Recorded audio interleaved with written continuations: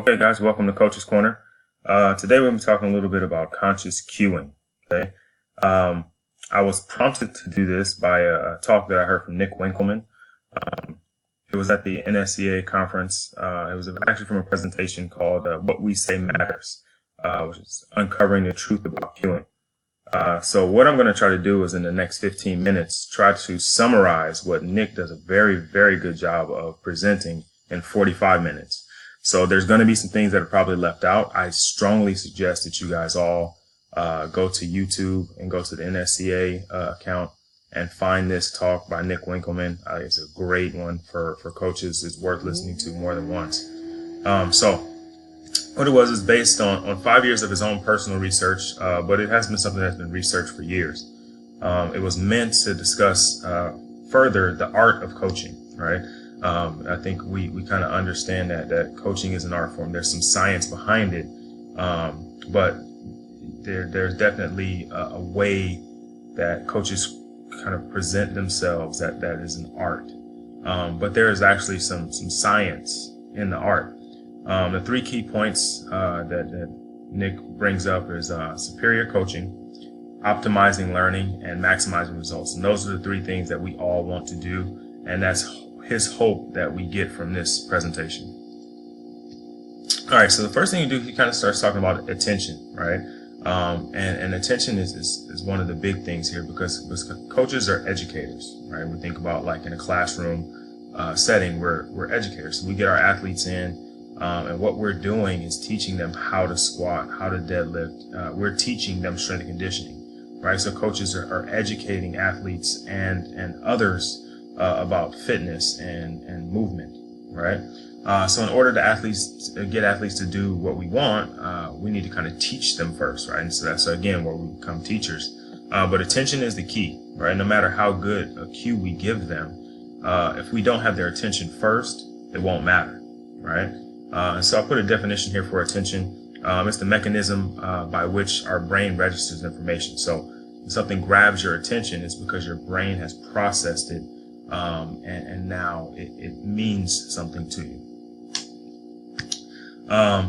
So now it kind of gets into a little bit of attention versus distraction. Distraction will get your attention the same way that attention gets your attention, right? But a distraction kind of interferes with the attention that you have on a particular object. Let's say, for example, right now I'm focused on a computer, but if there's a sound that comes out of the room next to me, I may turn and look, and now I'm distracted from my focus. This was a pretty cool demonstration or something that he mentions. You think about the magicians, right? And he mentions a TED talk that he saw about magicians and the way they manipulate attention and distraction. And you look at and you kind of think about like the sleight of hand, right? There's focused attention as a distraction, right? We're doing the card tricks, and they tell you there's nothing up my sleeve, and now you're looking at their sleeve, not looking at the cards. So you're distracted because they focused your attention on something. So when you're coaching, you have to think about the level of athlete you're dealing with when you use your cue, right? Is your cue going to be effective, or is it going to be a distraction? Is something you're saying going to take your athlete off of what their focus should be, right? Are you saying too much, right? If you're giving too many cues, you may be taking them away from what they're focused on, therefore distracting them, right? So how do we know if your cue is effective? Does it get the athlete to do what you wanted it to do or wanted them to do, right? Does it transfer, right? Can the athlete take that cue and now actually use it when you don't give it to them, right? When you're not saying push your knees out, are they now squatting and pushing their knees out, right? Is it a distraction, right? And like I mentioned that before, is you saying while they're running, swing your arms, making them focus on swinging their arms, and then losing everything else. He kind of goes now into memory, right? And so we start thinking about memory. We have a limited capacity for attention, right? Everyone has the same amount of attention to give, but it's a limited resource, right?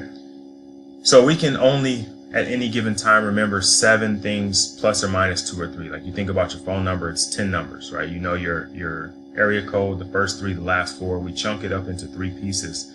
because it's easier to process, right? But plus or minus 10 things at any given time, right? Again, everyone has the same amount of attention, right? Like we can only remember those 10 things, or we can only chunk it up into those 3 pieces.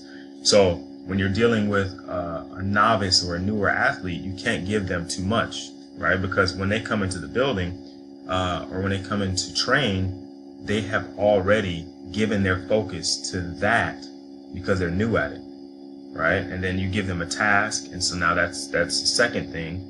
And now you make a cue, that's the third thing. Plus, you have to consider that they have some other things in their life that they may be focused on. There's no more room for an additional cue, right? With an older athlete or an elite athlete, they have been through it before, so they're not giving as much of their attention to the individual tasks. They may have more available space because they're at an elite level, right? New athletes have to focus their attention on new movements, right? And this is, again, what I just said. Older athletes don't have to do that. They know how to do the movements, right? And so they have more availability of attention. Attention is given to the task, the cue, and other life issues. Those are 3 things, right? So you can't give them an additional cue now because they can't process that, right? Until they get better at it, right? Elite athlete can handle the same amount, but has more to give because they're better at it, right? So you got to periodize your information, right? With a younger athlete, you give them a little bit less, and as they get older, you can kind of grow in terms of what you give them. Memory. So the goal with the cue is to try to get that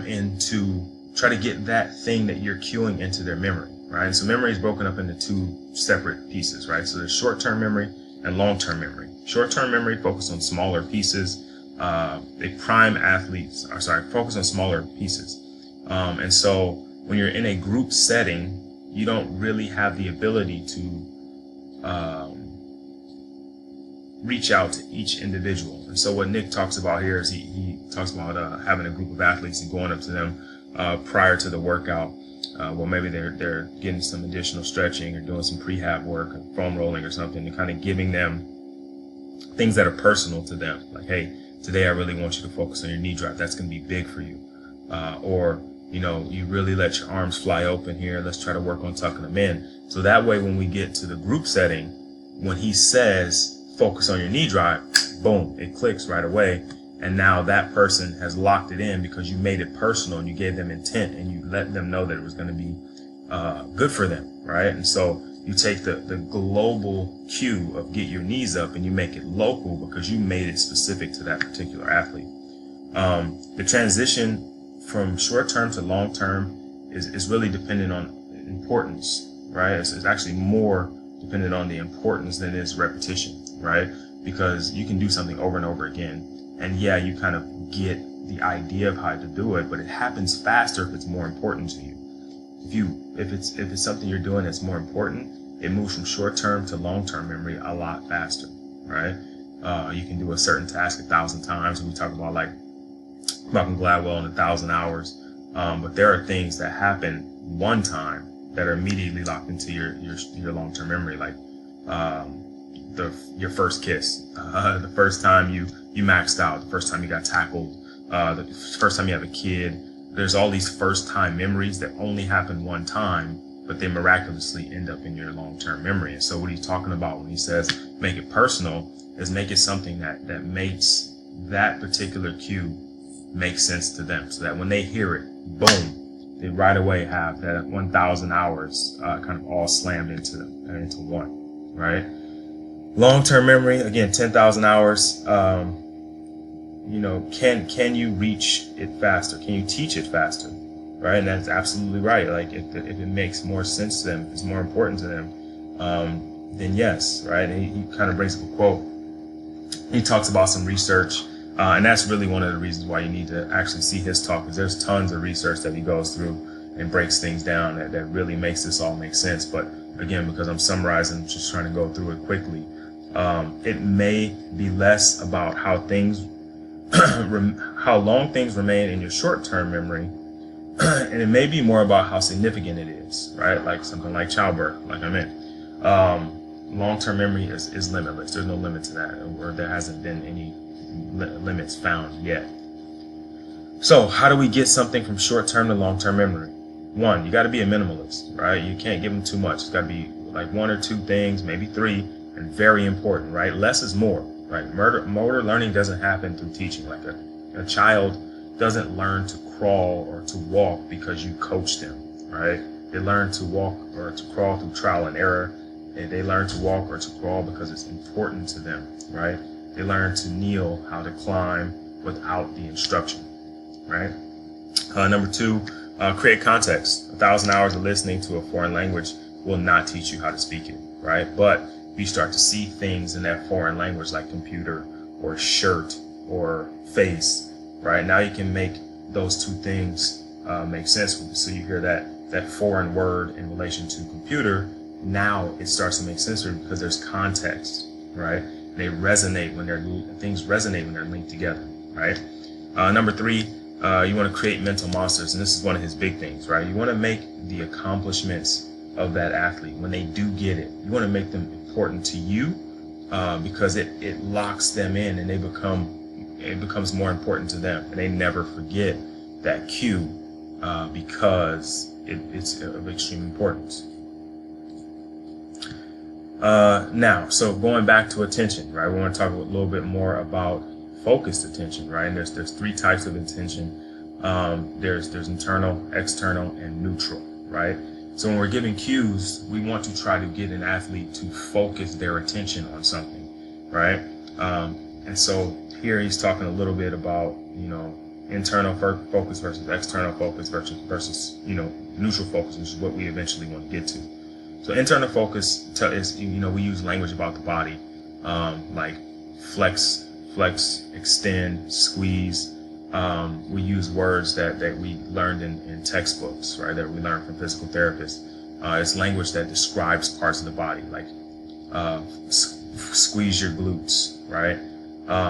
External focus is actually focus on the movement outcome, like we say, push the ground away or explode off the blocks or fire your knee.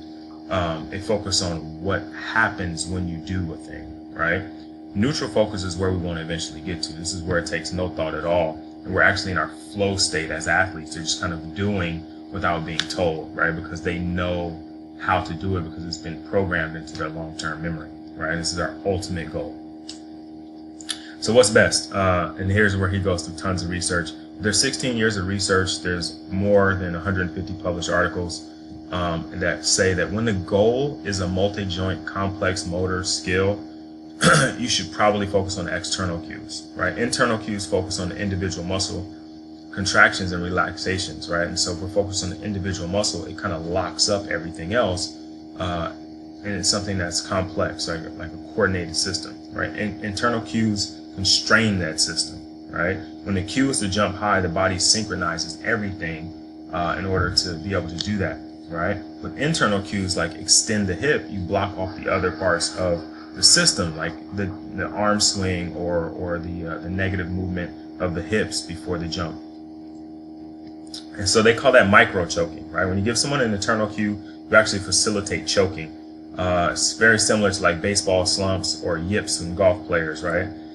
So similar responses happen in golf. Athletes make mistake, right? Like say you go into a slump, you can't hit for whatever reason, and then they reinvest into the mistake. Why can't I hit? And they break hitting down into all these small pieces, and then they focus on that one thing that they found. Okay, I didn't, maybe my hips didn't separate or I didn't load the right way, and so now they really focus on that small detail and try to fix it, but then it locks up everything else and they stay in that slump. So how do we apply this? The 3 Ds, these are the most important things. Distance, right? When we're given a cue, you give distance, you give direction, you give description, right? The distance is how close or how far something is. The direction is like push away or push towards, and people prefer those differently. They make more sense to, some people prefer to away, some people prefer towards, right? Description, push, snap, punch, right? Words that are faster produce a faster action, like snap, spring, explode, spin, right? And then we want to try to make analogies, right? Make a reference to something that is common knowledge, like push away from the blocks when we're talking to a track athlete, or snap your arms down when we're talking to a jumper, right? Explode off the blocks, right? Those kind of things make it make sense a little faster, and that's how we get these things to apply to our athletes.